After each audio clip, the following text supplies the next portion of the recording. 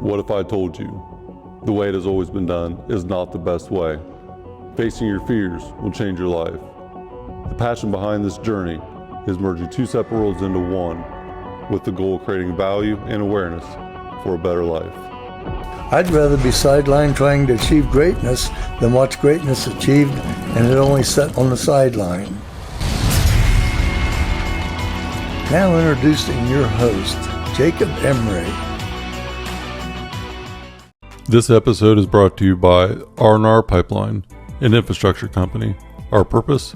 Enhancing America's infrastructure with a safety-driven, integrity-led culture that provides an environment for team members to grow and thrive. What adversity or fear have created setbacks for you in your life? So many people have an environment of growing up facing adversity with fears that are never recognized and overcame, that end up becoming a setback and a reason or excuse that individuals don't get the things out of life that they want. Another thing that happens in our youth is the passion for something that we enjoy doing. And we oftentimes link a passion to something that was driven through childhood environment, whether good or bad, and it just becomes a thing that we foundationally have in place for us for years to come.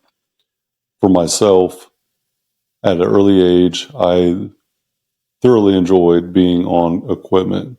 Heavy equipment, operating a bulldozer or a backhoe or a track hoe was something that I was just passionate about.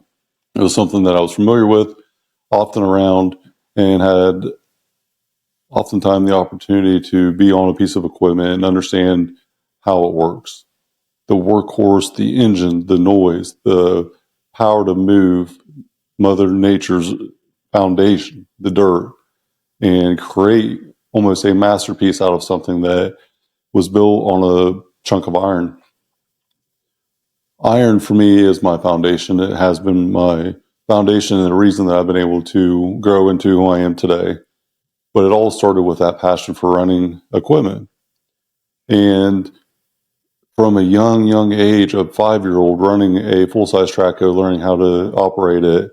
And it was just something that I remember enjoying the opportunity to be on that piece of equipment. My feet were dangling off the seat. They couldn't hit the floorboard. I could barely reach the handles to move the thing in the first place. And it just became something that I felt in control. I felt power up, and I just thoroughly enjoyed it. I didn't understand at the time, obviously, that it would be something that would transpire into a passion throughout the rest of my life, that it would lead to what it has now. But I'm thankful for that opportunity that I did get to sit on that piece of equipment, that I did get to sit down and just enjoy it. And I didn't know that it would lead to my career, my passion, and what I'm in pursuit of now. I didn't have any idea then, obviously, but it did give me some type of foundational appreciation for iron. As I got older, I grew up and didn't realize the way of the world with nutrition, with my surroundings, and who I was becoming or not becoming as an individual. And I like to eat. My nickname was the Doughboy when I was a kid. And so I loved cinnamon rolls. I would eat them all the time. I would eat them until I was almost sick. I didn't even think twice about it. And it was just something I thoroughly enjoyed. Growing up, whenever people think or hear me say this now, it's oftentimes misunderstood or not believed at all. But I remember being the second biggest kid in my class, weighing the second most out of anyone in kindergarten through 6th grade probably. And it sucked. I hated myself because I was unaware of what I was doing to become this fat kid that I didn't like. I would get picked on. I remember being called a wishbone on the school bus and getting my ass kicked by people on the school bus that were older because I was fat. It eventually fueled me, but it took a while. It was painful. It was painful to face and painful to go through. And it was just something that I became accepting of. I was the kid that was in this group of people who were not overweight. And so in that group, I soon figured out that I was the laughing point of that group. I was the kid that they were all laughing at. And now looking back, it's plain as day to see that, but I didn't realize it then. I was either oblivious to it or just didn't want to actually face the reality of the situation. And this adversity was not something that I enjoyed. I hated it. I didn't like the person that I was. I didn't like the person that was perceived by my classmates at that time to be. I didn't like being overweight. I didn't want to take my shirt off in front of other people. I remember being terrified of a swimming event or something of that realm where I had to be in front of everyone else with my shirt off. It absolutely terrified me. And so, because of that insecurity with my visual, being overweight, being unconfident, being scared, soon turned into so many more things that I would have not anticipated. Like, I couldn't read and write very well. And I remember having to have, speech or a reading tutor through probably grade school. And because of that pain point, it developed into a much bigger problem that was created by me. I created a bigger adversity, a bigger fear because of things that I was scared to face and challenge. I was not willing to look at fear and say, come on, you're going with me. This is what we're going to do. It's on my terms. I don't care what you say or think or do. Fear, you're with me, and that's what it's going to be. I was terrified. So these challenges became pain. And probably in my early teens, so to 12 to 13, there was a few sticking points for me that I just remember where I could not take that pain anymore, whether it was being told I was lazy, being made fun of by my classmates, whatever it may be. There was a certain point in time where the pain of staying that way was so bad that the change was the only answer. So there was a turning point.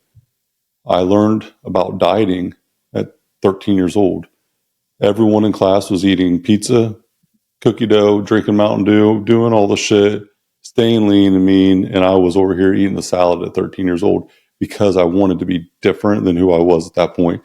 The only thing I knew is that I had to change what I could control. I had to change my environment, and my outcome was only derived from that environment and the choices that I make within it. So I learned how to diet a little bit. No clue what I was doing. All I knew that a salad was probably better for me than pizza. But I made a change. There was small incremental changes, and then the weight room was introduced to me. And when I was introduced to the weight room, I realized these are the things that I can do to get over the thing that is a pain point to me. So the pain of being overweight, the pain of not being comfortable in my own skin, the pain of hating who I was led to me to the weight room, to the iron. And the iron was the thing that allowed me to develop so many skills that I never would have anticipated. They were almost a side effect of me wanting to overcome this adversity. A skill set that consistently lifting weights will develop for you. And even if you don't desire to have it, you will have it. The willingness to push through when you don't want to. So majority of days, I don't really feel like getting up and going and doing the thing that I do. It's not something that I'm like, oh shit, I can't wait to go do this. It's just something that I do. Now, that foundation was built because of the change over time, incrementally, that I seen at a young age and the confidence that it gave me throughout my life. I knew I didn't like who I was, and it was on me. No one was going to do it for me. No one was going to come save my ass. I had to put the work in to get the result I desired to have. And for years of experimenting, for years of trying this and trying that, it was pure frustration because of one simple truth that is a reality for us all. There is a known cost to get the thing that you desire to have, but it doesn't mean if you put in the time and the energy to get it, it does not guarantee you're going to get it. So there's a known cost, but a no known outcome. Now, if you quit, the guarantee is you will not get the thing you desire to have. And you don't deserve it if you don't have it. You have to earn it. If you don't have the thing, that you desire to have, you don't deserve it. Point blank. You deserve what you have, good or bad. You deserve to be where you're at in life. You desire to have things, and you get them by earning them, not by thinking that you deserve them. Society may tell you different. Society might tell you that you deserve to have this thing because of what you did, but you didn't do enough. And that is just a cold, hard fact. That is the reality of the situation. And no matter how you frame it, if you don't have what you desire to have, you don't deserve to have it. So I grew up with this adversity. I took to the weight room thinking that it would be something that I deserve to have, this figure that I want, this body that I want, this confidence that I want. And it was years and years and years of hardship and overcoming it and still hating who I was before I finally figured out that I have to love myself and love who I am, or I'm always going to hate me, regardless of how I look or what I do. So these things that I do every day are not because I hate who I am. It's because I love and appreciate who I am. And I want to continue to thrive and feel better for myself and my family. So what fear or adversity do you have as a listener that have created setbacks in your life? What thing has hindered you from getting to the place you desire to go? Do you have something that if you overcame it would transform who you are as an individual? Do you have a pain point that is so great that it hurts getting out of bed every day, that it hurts going to sleep every night, that you struggle to get through the day with? What is it? Can you recognize it? Are you self-aware to know what the pain point is? Face it, look at it, embrace this pain. Because what happens if you don't embrace the thing that's setting you back? You become a product of it. If you are reliant on someone else to come save you, I hate to tell you all that you are going to be wildly disappointed when no one does, because it's on you. We only get out of life what we put into it. And even if we put everything in, it doesn't mean that what we want will come back to us. And that is the beautiful thing about life. Majority of the time, there is a known cost for an unknown outcome. And that's what makes life so impactful and so great, because getting things in life is not the ultimate achievement. It's pushing to try and get them. It's learning and overcoming these things that allow us the opportunity to go chase the thing that we want. And what we want out of life and what we desire to get has to be earned. Adversity and fear are one of the most powerful combinations that will either bury you or make you thrive throughout your life. And breaking through the barrier of fear and facing the fear and acknowledging it and overcoming that fear will transpire into one of the most powerful things that you can ever imagine when you face it. But not facing it will make you miserable.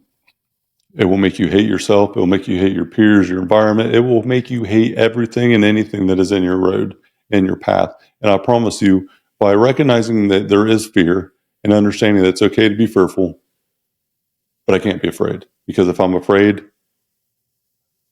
of failure, then I'll never thrive in life. I will always be fearful or afraid. I will always be afraid that I'll fail. So I will absolutely fail every time because I'm afraid of it. Failing is just part of the process of success. Pain is part of progress. So if you're at a point in life where you're not progressing to the thing that you desire to be at, just understand that it's got to be painful for you to progress through it. So face it, embrace it, sit back, admire the situation, embrace the challenge, regain the strength, reach out to the people that matter the most and let them know what you're getting ready to do, and fight for the thing that you desire to have. Overcome your fear, challenge your adversity, and don't be a product of it. Become a thriving resource to the world because of it. Facing your fear and your adversity and understanding it and creating the awareness of it will help you transpire into a new life. So I'll ask you all, what adversity or fear have created setbacks for you? What challenges or obstacles have you had, or do you have still, that you haven't faced that hold you back? Write them down. Look at them.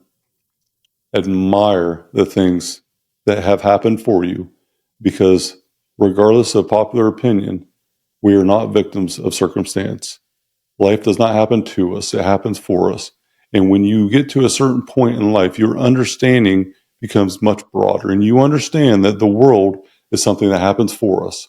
And why does it happen for us? Because the things that we often desire are not created by, given to us. They're not given to us at all. The things that we want are not provided directly for us because of us having the desire to have them. But what will be provided for you, if you desire to have something better, will be the opportunity to prove that desire, and the opportunity to prove that you really want the thing that you desire to have.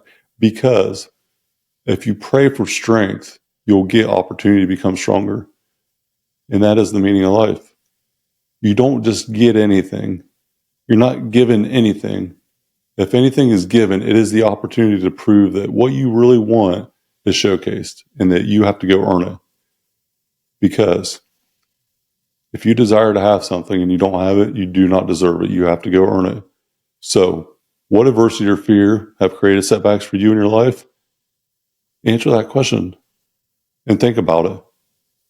Take a 10,000 foot view away from the tunnel of your current reality and just think, what has held me back throughout my whole life? Is it the fear of missing out? Is it the fear of failing? Is it the fear of being successful, which is more common than what you would think? Is it the fear of change? Is it the fear of perception from others? Is it other opinions? What is the thing holding you back? I would love to hear everyone's opinion. If anyone needs any help with this, I would greatly appreciate if you reached out. Get a hold of me. Let me know how I can help. Let me be a resource to anyone that thinks they need some help. And facing fear and adversity. How can these things make you become the person that you want to be? Every adversity and every fear can drive you to become a great person that you desire to be. Greatness is within all of us. We all have a unique, special gift that no one else can match. What is it for you? And I bet if you start with adversity and fear and recognizing them, I bet your gift will soon become more enlightening than ever before. What adversity or fear have created setbacks? Let me know if you need any help. I appreciate you guys. Thank you. This episode is brought to you by Max Effort Muscle. For all your supplement needs, go to maxeffortmuscle.com.